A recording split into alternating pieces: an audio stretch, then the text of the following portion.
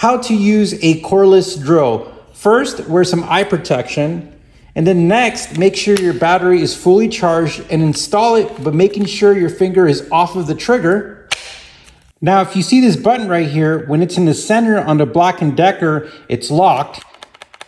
But when you press it to the right, it's gonna go counterclockwise.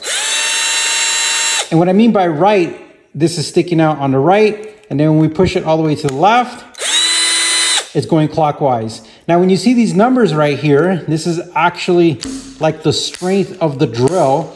I usually leave mine at 10, the highest level, but it depends on the drill that you have. It depends on how strong it is and the project that you're working on. Now, making sure you keep your fingers off and you're being safe, this is the area that you install your drill bit or your adapter. And the way it works is if you turn it counterclockwise, it loosens it. And when you turn it clockwise, it tightens it. So what we're gonna do is we're gonna install our drill bit. And what I like to do is I don't like to bottom out depending on the length of the drill bit. You could bottom out or not, but I like to go a little bit above the bottom. And I like to go ahead and turn it clockwise. And then once I get it tight, you're gonna hold this part right here, and then you're gonna turn the top part. And once it's tight, pick the direction you wanna go. We're gonna be drilling on this block.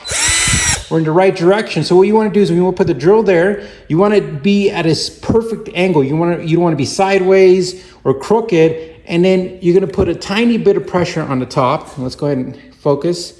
And then pressing slowly, you're gonna start slowly. And then once you have your pilot hole, then you can go down. To remove it, you're actually going to go reverse. And as you're pressing the button reverse, you're gonna pull up. Like that. And sometimes something will move, so you want to make sure you hold it, you put it on a vise, and be safe. The next thing is going to be attaching an adapter, and we have a Phillips screw adapter right here. We're going to go ahead and loosen it like we did before. I'm going to bottom out on this one because it's long, and then I'm going to hold the bottom and tighten it. You want to make sure you're going the right direction.